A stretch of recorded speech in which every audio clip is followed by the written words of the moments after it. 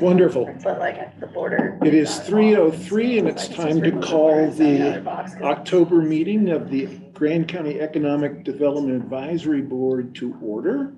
We begin with introductions and we'll turn to Jasmine, who is faithfully with us. Hi, I'm Jasmine Duncan, a non-voting member of this board, the mayor of Castle Valley.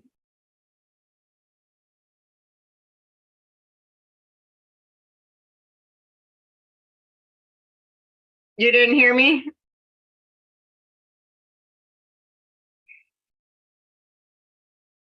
You're muted now. You're good to go. Sorry, we just had to mute YouTube.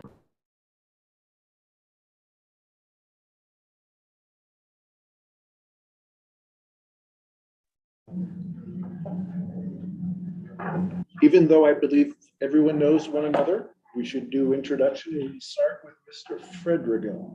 Hello, Ben Fredrigo, Director of Economic Development Office Department. Sky White, Economic Development Department as well, Grand County. Amy Drozetsky, Grand County Economic Development. Chris Wilson, member of this board, private sector representative. Caitlin Myers, Moab Area Community Land Trust. Lisa Jeffers, member of the board for community at large. Shaylee Bryant, member of the board for the representation of the chamber. Michael Black, City of Moab. Egan Mexner, Moab to Monument Valley Film Commissioner. Melissa Stout, Grand County Economic Development. Forrest Rogers, Economic Development Advisory Board. Karen Giesman Newton, economic development, private sector, public sector. Private sector. Private sector. Thank you. You were wrong. You quit public sector. Tired of wearing two hats, I think, probably. So we do have some required formalities. Anyone offer any conflicts of interest? Hearing, seeing none. Any disclosures among the members? Seeing, hearing none. Any ex parte communication? Hearing none. Citizens to be heard. We'll hear from Caitlin when we address her agenda item, and she is a citizen, thankfully. First action item is to approve the minutes of the September 27th Economic Development Advisory Board minutes. I move to approve the September 27th meeting minutes. I second that. It's been moved and seconded to approve the minutes. All in favor, raise your hand or say aye. Aye. Any opposed? Seeing none, the motion passes.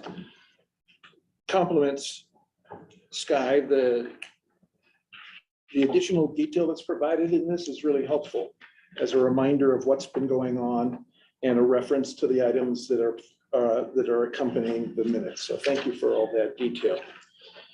The first agenda item is the strategic planning process update and a board welcome to Ben Fredrigo. Thank you. So I'll give an update and a little bit more if that's okay.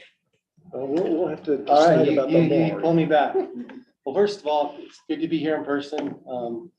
The first meeting, the connectivity was a little awkward, so apologize for that. I was at the Utah Tourism Council, so it's good to be here in person.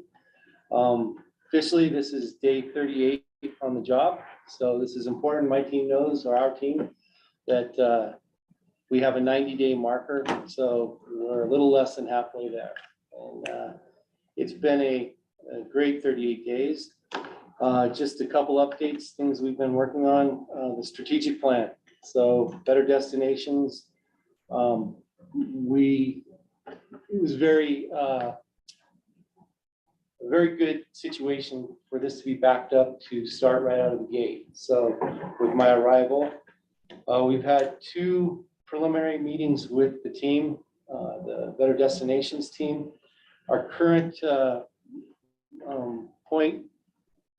current state is we are compiling a steering committee, and after a lot of discussion, working with their guidelines, we've decided that we're going to go with a pretty small steering committee. It's going to be made up of some people from our office, as well as we'll pull in about 5 other people that we're going to start interviewing and asking for a commitment.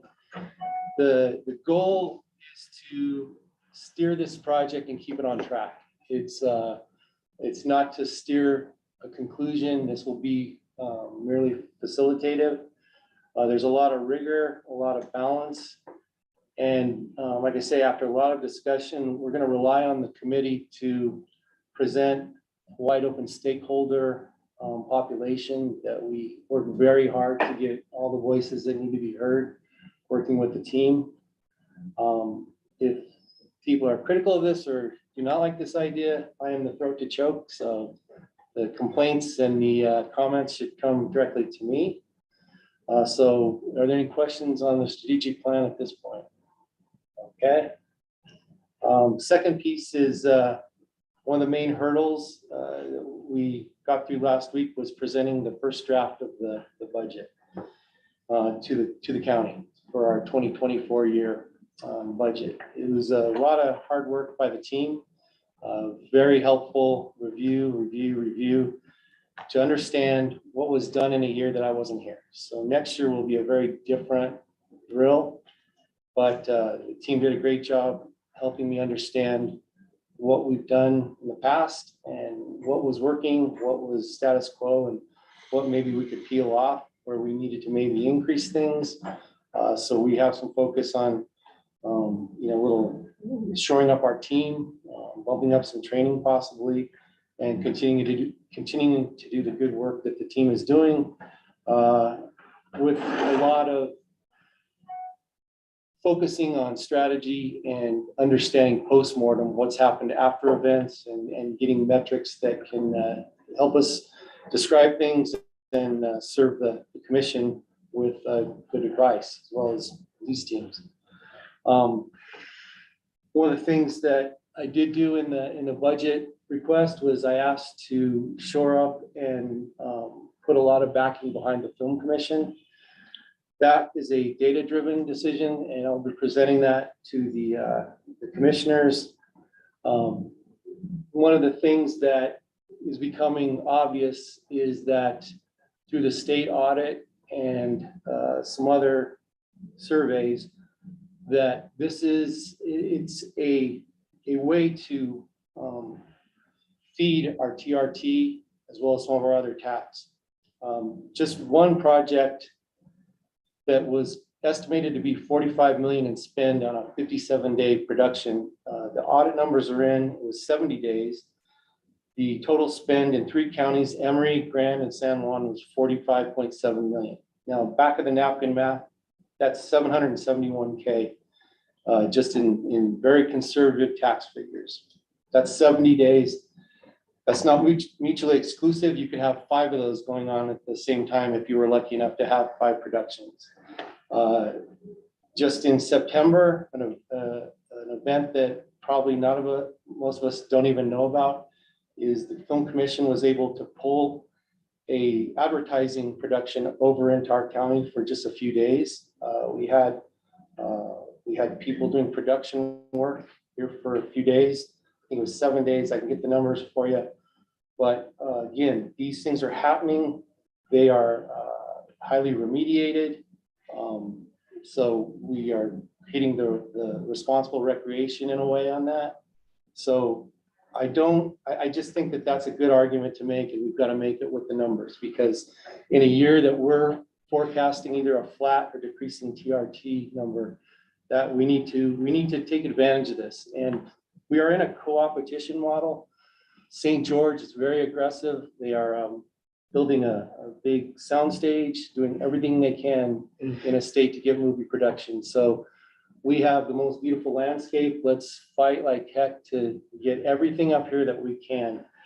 The other thing that we'll start kind of pushing out is with our film commission, we have things like the film competition and things that are putting programs in the high school. We're cross-pollinating.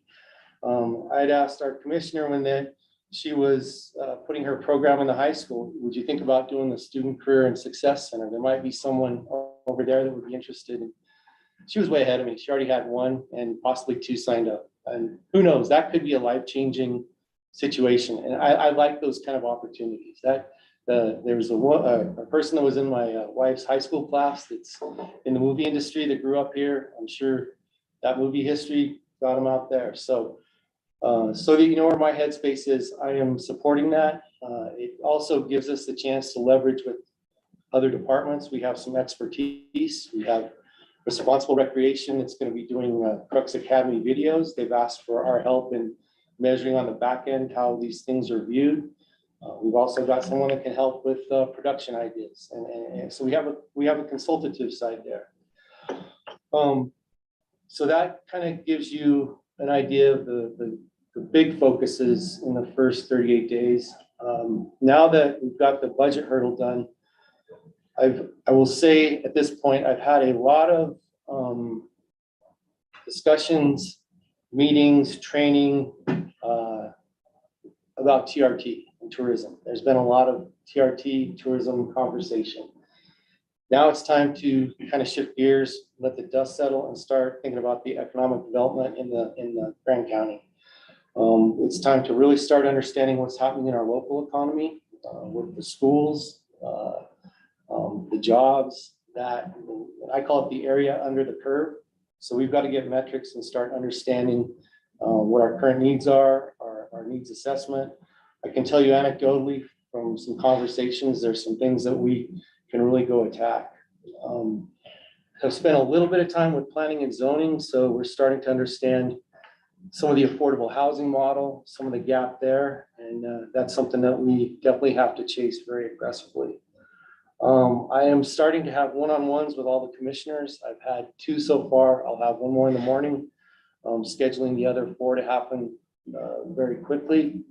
A couple things that have been asked for is more data. What data are we looking at? What data can we push out? Where can we present it?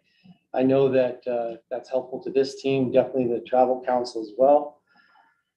Then also, there's a lot of focus on the STAR grant, the MOAB grants, the grants we gave out last year. There's the question of what happened there, where's that money, what's the performance? So we will be putting a lot of effort into researching that and putting rigor around what's been done with those grants, if there's traction in that program.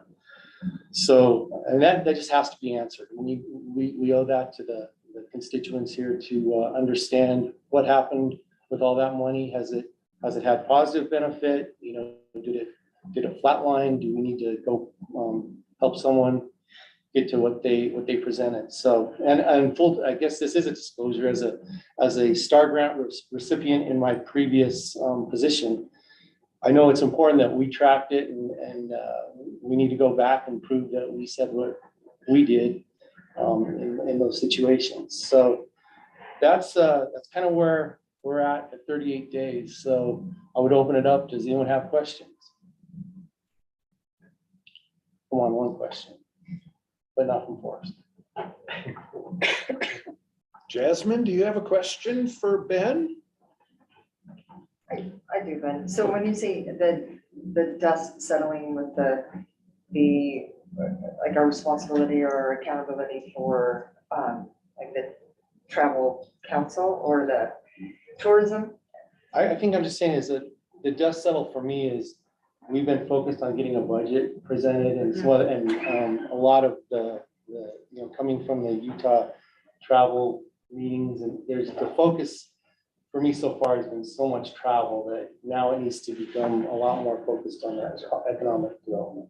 And do you see your department are still split in that way, or how, I mean? I don't see it split because I think we have to merge it because we are so reliant as a travel economy in terms of what, I mean, just by the fact of how we function right now, all the hotels, VRBOs, the fact that we have so much tourism in 2 national parks. But we aren't only a travel economy. We're a local economy too. There's people that have been here long before we built all these hotels and we turned this focus. I mean, we came from an extraction economy. So it's very important that we understand things like what's happening in the high schools, what's our graduation rate, what's our rate through the grade schools. And I think that's where we're gonna have a lot of focus. And then understanding a USU program, what programs are at USU that would feed local jobs or, feed that. I can tell you already, just in the beginning, and I'm gonna say this wrong, but the success student careers, they're in their second month and already they have a demand for 16 more people. They've got one faculty member. So, there's these programs that are starting to be in place, but there's demand for them. And it's important to figure out how to solve for that. We have childcare advocates who've done good work setting up a childcare situation where they're also fanned out to supporting existing childcare facilities. They've already come with ideas of what the next step is. So we need to start understanding that and where we can go with that. So there's a lot of community needs here. So I think that's where we're at. Great. Any other questions? That answer? Okay. Comments? Could you just speak a little bit more about the timeline moving forward? So obviously steering committee is next for the strategic plan process. How much is going to be happening between now and, I don't know, the end of the year? Or like what's the sort So, of general? I need to go back and look at the specifics, but we need to present a possible steering committee to the consultants. The first meeting will be at the end of November, after Thanksgiving. It's a 4-day meeting. And I believe, I don't want to answer incorrectly, but that I believe is a setting up scope process. They're bringing a pretty decent data team. They're calling it a hybrid model. So they've got the consulting piece and then the data model. I have been pretty intrigued, and I guess we've been pretty specific that we want real data we can use, comparables. We'll probably be coming to the commission to ask for an additional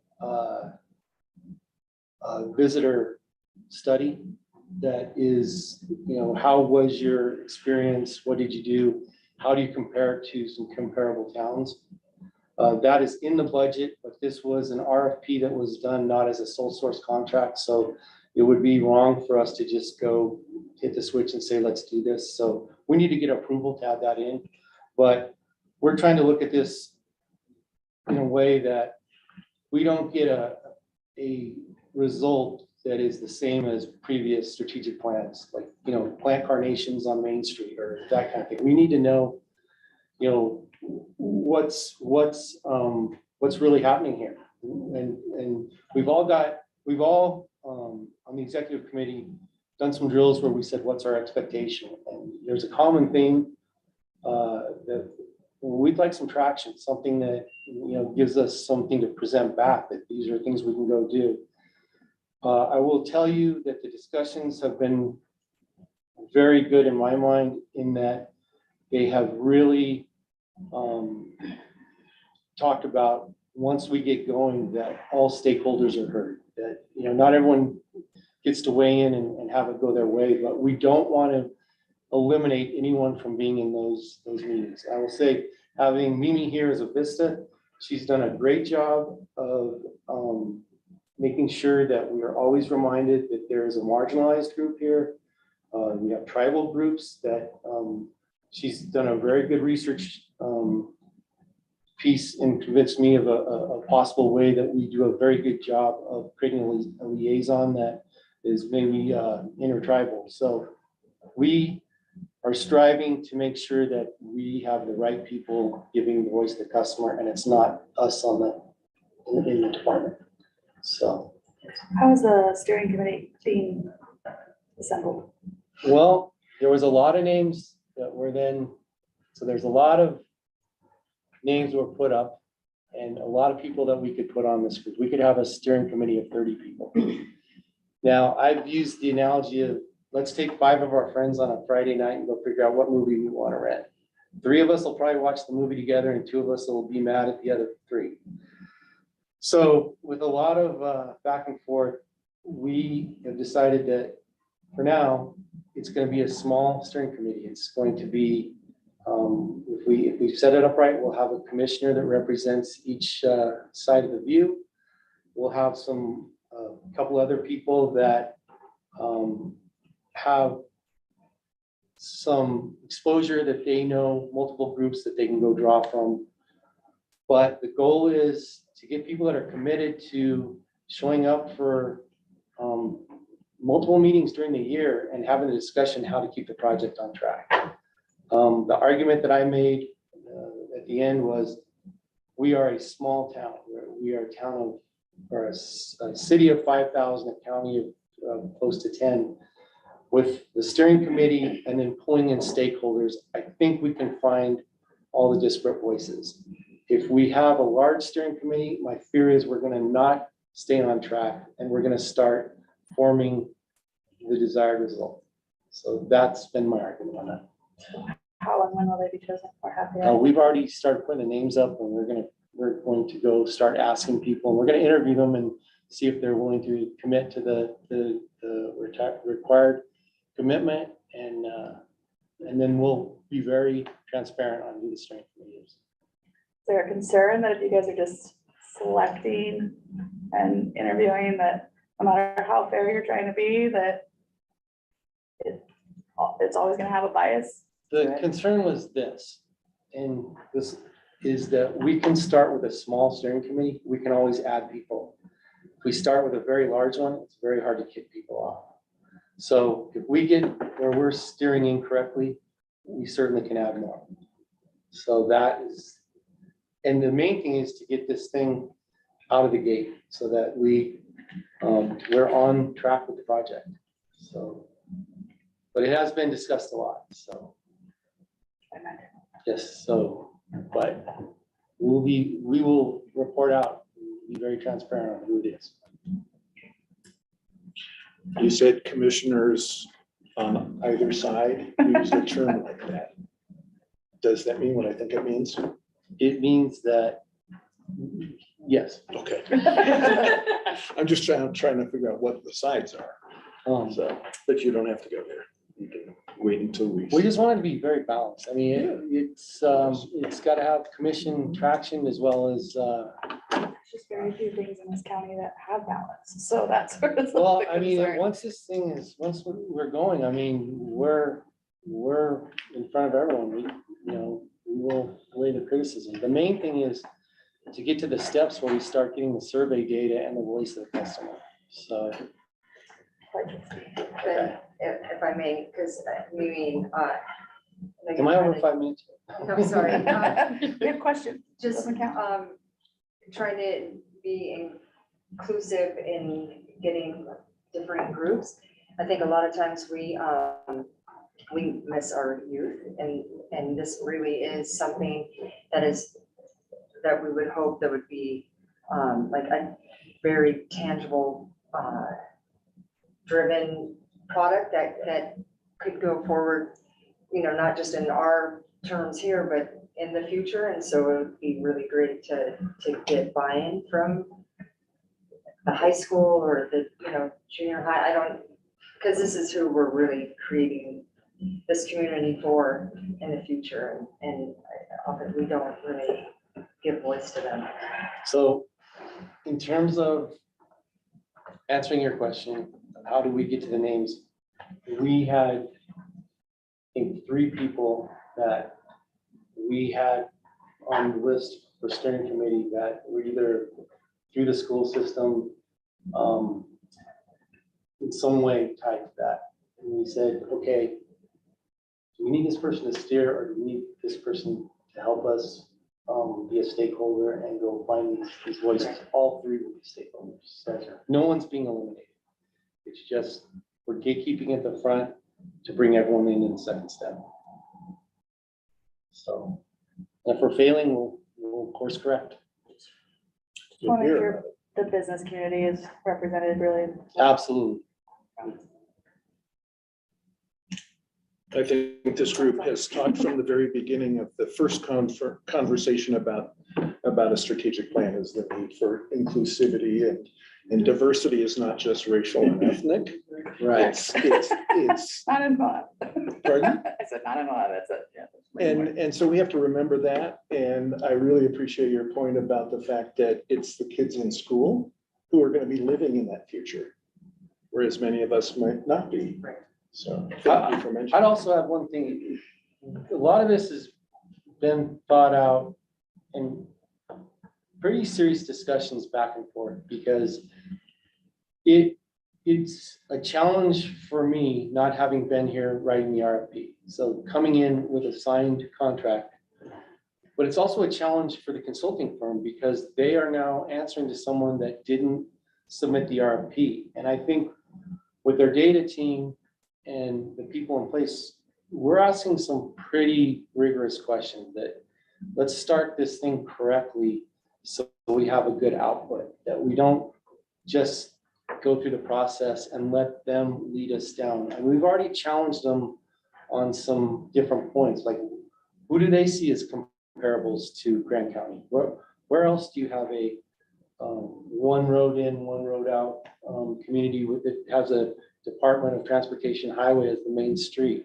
Where else do you have these comparables and how do we rank? And you know, the common themes, the affordable housing, the lack of workforce. So we are not waiting to have our hand held and be led down the path. We are starting right out of the gate, asking tough questions. I guess if I can, one thing that I'd just like to say is, you know, we do have, while there's been a lot of turnover in the department, obviously, since the RFP was put together, you do have a group of people in front of you right now who have been a part of the process since before then. And I hope that you find ways for us to be brought into the process and just ask for thoughts and whatever. Absolutely. Before we get too far along to the point where the course has been sort of set in a direct, like I know you bring a lot to the table, and if you want to pull the course in a different direction, I think that's great. You know, like I think you're asking a lot of good questions already from what I'm hearing. But I think there is a lot of reasons why things were put in there the way that they were. And, you know, while we can't speak for August or somebody who, you know, used to be part of the department, we can speak for the input that we brought to that process. I will say respectfully that I respect the input that was put in the process. And I think my team, you need to ask them, but our team, I have stated over and over, the reason we're doing certain things is so there is no bias. I want no bias from our team on this project. I want us to get to the point where the voice of the customer coming in and that we're finding the right stakeholders to talk to the survey teams is completely without us. Quinn and I've had some great discussions that there's people that you may not want on the steering committee because they might sidetrack, but definitely you want to make sure their voice is heard in the stakeholder meeting. And so the focus is to facilitate well, but get the right people and everybody that should be, and those that we don't know about yet, speaking to the survey teams and providing that. They're not going to have my voice of the customer. They're going to have the business owners, the school teachers that are at the different levels, the youth, like you're saying, marginalized people that live in the neighborhoods that people would love to scrape and build an expensive set of homes on. I mean, we need to make sure we get that cross section. So. Other final comments, questions? This time, thank you, Ben. Thank you. This time, let's welcome Colette. Good day. And somebody named Ben Alter might be participating. And if so, welcome. And I'm not sure who's from the Planning and Zoning Office. Oh, that would be Elisa Martin. I'm sorry I was late. I kind of had some sick kids today that I've been dealing with. So I'm on. Okay, Elisa, thanks so much for that. Thanks for letting us know. We move to the next item, which is the 2024 Rural County Opportunities Grant, the application that we have endorsed and approved a letter of support for. And Caitlin has been working nonstop, I'm sure, to prepare the ultimate application. I see Colette nodding, so I assume you and she have had some conversations too. You've provided a great summary and detail about the project. So I would turn it over to you just to fill in the gaps and add whatever's new that we don't know about.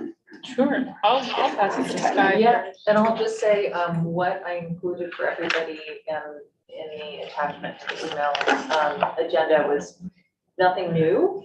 It's pretty much what came to the table before for everybody last meeting to sort of understand the scope. The only thing that might be new is we had decided that the intent to apply dollar amount that the board was sort of comfortable with was the $300,000 mark. So that's included in the scope of work. Scope of work hasn't changed. Nothing has changed from what you guys had seen prior. So this is, I think, an important step for us and for you as a board to now make the motion to want to agree to submit this to the commission. Would be the next step is backing, the board would be backing this as our 2024 Rural Communities Opportunity Grant to the commission. And any discussion you'd like to have before that. So thank you very much for that. Saying that, I would ask for a motion to approve the board's endorsement of and recommendation of the project to the commission. Make a motion to. Shaylee moved and The Melissa. project for our. Yeah, I know. It's a mouthful. The Arroyo Crossing Phase 2 from the Moab Area Community Land Trust. So it's on the table. Anybody have any comments, questions, concerns?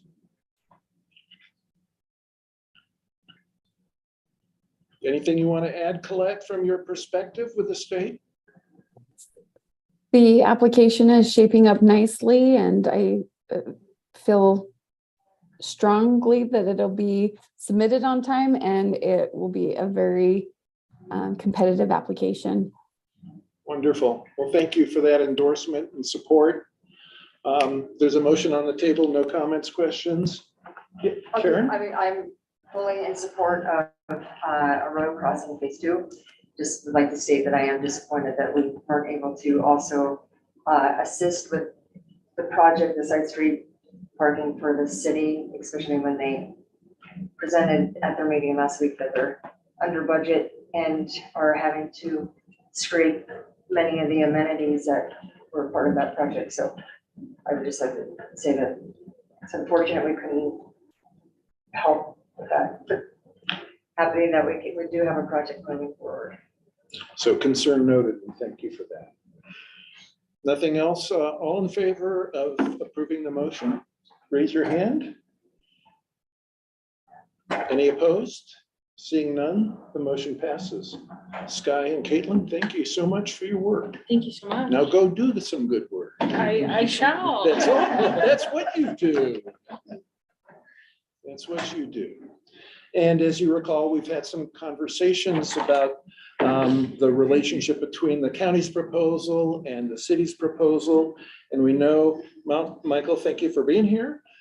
This is an opportunity to just sort of update us all on what the city is planning and to submit. Sure. So we are going forward with the dispersed parking plan. As Karen pointed out, there are some aesthetics that are being cut from the plan that can be added later. We are about somewhere in the $1 million range short. We are applying for this grant, but we're counting on, in order to move forward with it, we're counting on paying for the project in other ways because we won't know about the grant until we actually move forward. If we do get the grant, it will offset what is coming out of the general fund. And so if if we received more grant, it would just offset more. We would still be $1 million short. So most likely those aesthetics would have still been cut, honestly. But we are moving forward. Those things can be added in the future. None of the pedestrian amenities were cut. All of the parking spaces are still going forward. We're still doing a lot of good work with this project, and we hope that we will get the grant approved, because then that will mean that the general fund will have more resources that it can focus on other things, and we can move forward on other projects. But that's pretty much where we are. And the total you're asking for? 600,000. Going for the gold. Going for the gold, yeah. Good for you. Good for you. And this board did say they were going to support with the letter, I believe. Yes, we did. Okay. Yes, we did. Well, thank you. Any questions for Michael? Hearing and seeing none. Thanks again for that. Yeah, no problem. We did have a conversation at the last meeting about the opportunity that comes in the beginning of the new year to begin planning ahead for all of these grant cycles and finding ways to collaborate or develop competitive proposals. So we'll look forward to that in the beginning of the new year, Okay. which is almost upon us. Oh, Colette? Just a personal request from me to the group with each person from the city and the county that is involved or has been designated as the grant submitter.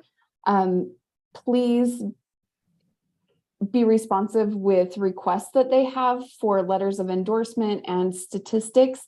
Both plans are very solid. However, they are not competitive plans without economic data supporting them.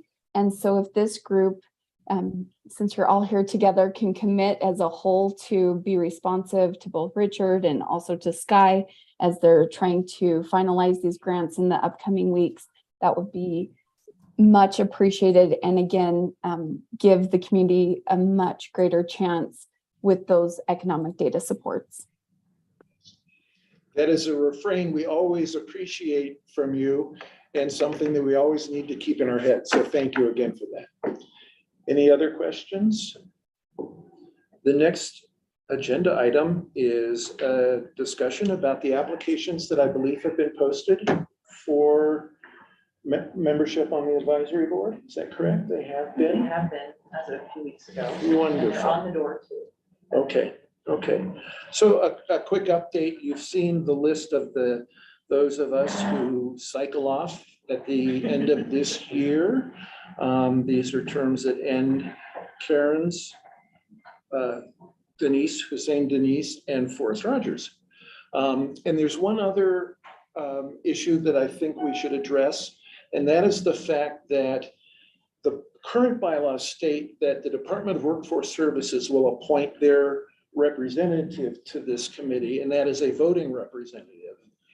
And Kelly has suggested that rather than trying to get somebody from DWS to participate, that we look to the schools, either the high school or USU and the Small Business Development Center. And I think that's something that I'm asking everybody to think about so we can talk about it at the November meeting. We already have Kima as an ex officio member, but she hasn't been able to be attend the last couple of meetings. And she actually is no longer with working the SBDC. That was actually one question I was going to ask. She was there like 2 weeks. Yeah. I'm curious about what, if anyone knows USU's plan for SBDC. Are they planning on Trying to fill it hiring a as far as position? as far as I know, Okay. but it took them a long time to find her. Right, and she was here, right? Yeah, she was here, she already lived here. Okay. She's local. Jasmine? I'm not sure, but doesn't the mandate say we have to have somebody from Department of Workforce Services as part of this board? It's written into the bylaws. It's not just the bylaws, it was the mandate on forming the board to begin with. Oh, Forrest, if I may, Please. It's not a requirement to have someone from Workforce Services, Utah Department of Workforce Services.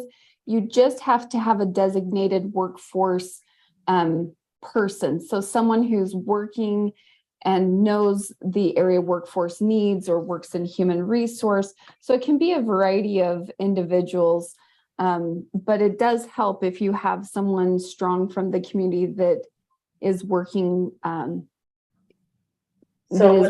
Workforce Services. Our representative? What's a chamber represent? I was just gonna say like a chamber representative, or again, like an HR representative from one of the largest companies. So make sure I understand, Colette, they don't have to be an employee of DWS.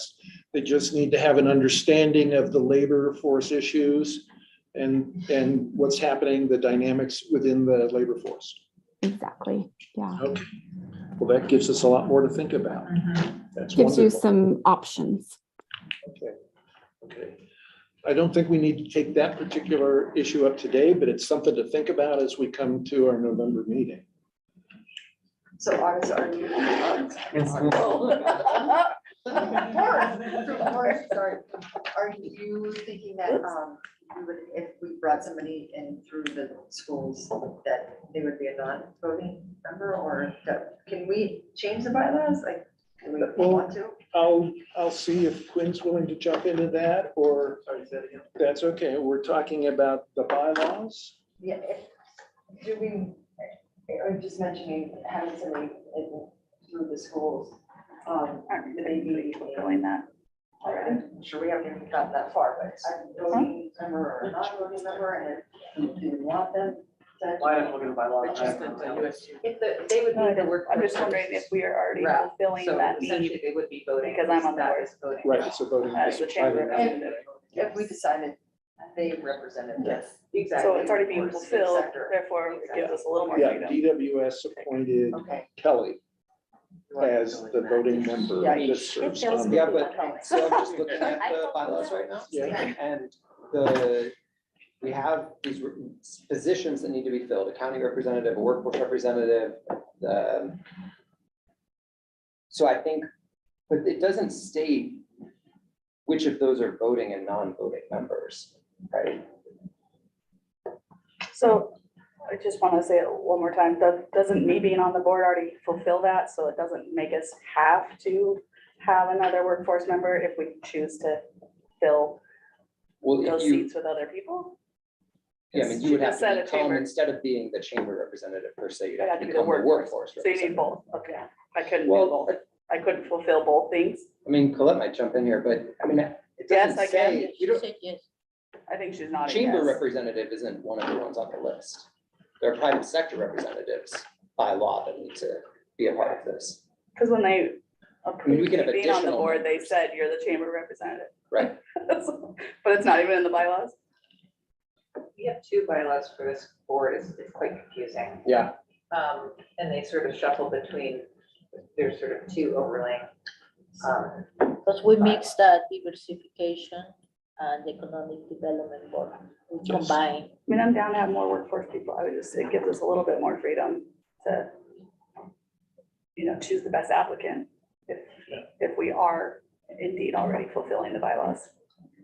My understanding that we have 7 voting members, a private sector, member who lives in the county, 2 private sector, actually 3 private sector, member of the public who lives in the county, chamber representative, workforce development representative, and actually 2 members of the public who live in the county. So that's what our the Grand County specific Economic Development Advisory Board bylaws state, 7 voting members.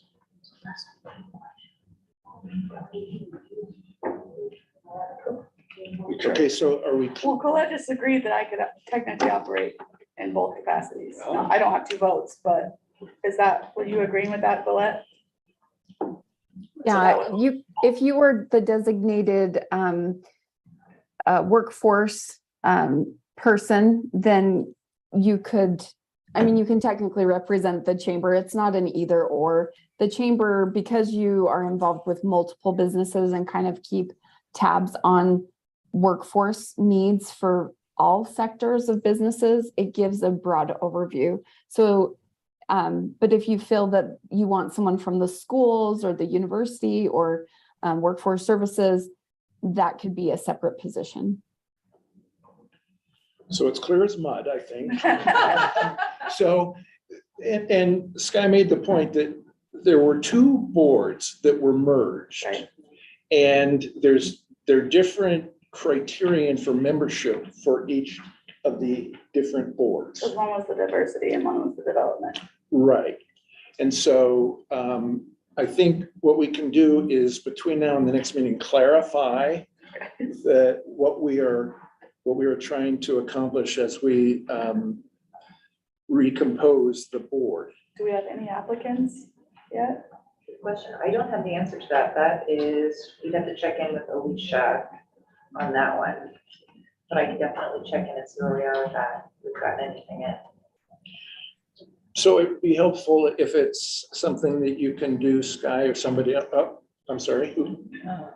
Colette put something on the chat. Yeah. And Forrest, I just put the list of the requirements for the state requirements in the chat. And again, you can have different requirements for your additional board members, but the minimum requirement is a county representative, a representative of a municipality in the county, workforce development representative, private sector representative, and a member of the public who lives in the county. So most of you fill at least 2 of those seats. So, but you do want some diversity. So just to be technical. Exactly. No, thank you for that. Thank you for that. So apparently when those 2 bylaws were merged, they included a couple of people for each of those stated roles. Yeah, okay. So clear as mud still, right? But it's thinner mud.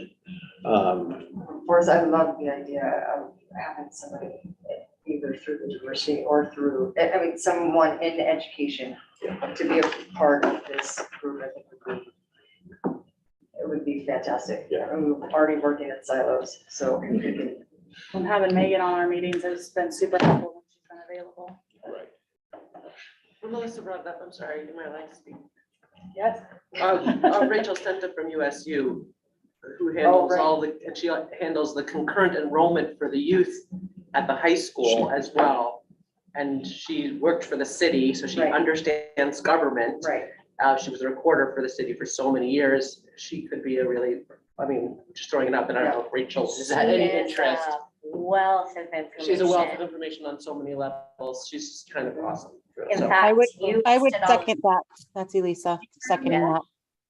You mentioned all of those things, which I totally agree with. And what I was thinking before you were talking about those things was her responsibility with the training and technical programs as well. Right, so I went to the So- CTE, and I'm on the CTE advisory board for the high school now. Right. Which she is on, and yeah, She would be she's just, phenomenal. and also her kid was in the film competition, so, but yeah, she's great. And she has a finance background. Totally money, yeah. Yeah. She would be an extraordinary asset, I think. Sweet. Let's get her to apply. Yeah. Maybe send her the With- link. Yeah. you know? Send her that link. With your But permission, don't tell her that we said, just said. with your permission, I will reach out to her Absolutely. to That's a great gauge her idea. possible interest. And she is exactly at the nexus that we want to reach. I'm sorry, I've not heard Elisa, who is at who does run who's the only faculty at the Career and Success. Success Center. There goes my stutter, is also a pretty wonderful person and is very, also dealing with high school youth in terms of that aspect of things. So if Rachel isn't, then Elisa could potentially be as well. What is Elisa's last name? I can get it to you. That'd be Second. great. Do you think that it might remove some sort of free will if you just express the position as voluntold? Yes. Do we Just not want let to her know. remove their free will, or do we want We to? do want to. We want to. Yeah, okay. Yes. you could just Wasn't sure suggest which that direction. she has been voluntold. You're doing this, so put your name. We'll just give her a set of bylaws and ask her to figure them out. Last name is Okay. Sherman. Okay, thanks for the initial recommendation. Thanks for helping to identify somebody that would be a great candidate to sit with us on the board. And we'll move forward. And you will wear as many hats as you want, but you only I get one will vote. be whatever, yeah. one vote. I'm very Responsibility. professionally asked that. Okay, so do we have to get the indication from Alicia about the applicants? Will she report those to the two of you? Or is that, I will reach out to her Okay. and ask what her normal procedure is for this, like, this moment. So do we do interviews on the November I'm meeting? sorry? Is that when we start? So we will schedule the interviews for the November meeting. If we have more people applying, that's why we scheduled the December meeting on December 13th. Yeah. We did a quick update to that December meeting between last meeting and this meeting, thinking it was originally the 27th of December, and we were thinking that was a little crazy, close to holidays, but then also really tight time in case we needed to. Colette? I just wanted to thank Jasmine for having a long memory and remembering that there are those certain requirements that are state-only requirements. And I've asked James Dixon to set up some training for boards. So just from the state perspective to help you function as a board. And I've asked him to set that up for January. So it sounds like it'll be in a good place for your timeline for rotating your board members. So keep that just in the back of your minds, and we want to support you. And if we don't do anything official through James' office, then we'll do something more informal with just myself, if you're open to that. Absolutely. Absolutely. Okay, the other piece of that particular topic is the questions we want to ask each candidate. And my recollection is the questions didn't really help me understand what the expectations were, what the board was doing. And it concluded with a question, are you willing to serve as a chair, vice chair? And so there was no substance of any import to me as somebody who was interested in joining the They board. were pretty vague, so like. So we've got a lot of smart people here. And would it be appropriate to ask if Mimi could be the inbound person for questions? Or do you want to? Or Scott? I'm happy to do it. Okay, okay. And they can go to my email address, or they could come to Econ Dev. That also comes to me. Okay. I think maybe also a really concise but clear definition on what the board exists to do. So I think, when you look at it, the assumption could be, to make suggestions or recommendations about economic development, but to understand that it is specific to making recommendations to the county commission about the rural grants and why the state of Utah established that to begin with, I think would be really That's not very helpful, clear on the because it's application. not, right, on the application, it's not that specific. And I think that along with answering really qualitative questions, they should also have a really good understanding of what you're interviewing for. Yeah. Karen, you mentioned that you thought there were a lot of people who would be interested in applying. Okay, so we've set November 17th as the deadline for applications, I believe. I don't. That know was- date, but Okay, possible. okay. If in fact we did set a deadline, let me finish and then ask or tell me I'm wrong. If in fact there is the 17th as a deadline, that gives us time before scheduling the interviews. And we could provide the people to be interviewed with that very kind of simple language. So that sort of narrows the realm of consideration that they may have about, or their ideas of what this board does. I was just gonna ask permission, are you guys okay if the chamber sends out an email blast about Sure. openings? Of course, yeah. And then I know Alicia did, like a year ago when we had openings. Because can the county send it out too? Sure. We did that last year. We sent an email. It was blast awesome. to I think all the- that's how we got so many more applicants. Yeah. Social media. Great. Anything else about that in the process? Anything else for the good of the order? Can you even believe how short this meeting has been? Oh, you want me to be quiet? Let it in. Just let it in. I do have actually one more thing. I just. Sorry, heard- too late. Sorry. Go too for late, it. it's over. We did get notice this week that we did get awarded the rural county grant funds. Chamber is already flying towards planning the business summit, which. And training. And training. Awesome. So we're just working on the next phase of that, but that is closed in the books and going forward. Wonderful. So I did it. Congratulations. Yeah, that's wonderful. super excited to be able to partner with the county and provide some of this to the community. So, excited. Yes. I did a quick thumbnail sketch of the amount of awards that the county has received over the last 18 to 24 months. And it's pretty impressive. Of course, I did include the $300,000 in the land trust, assuming that that will be funded.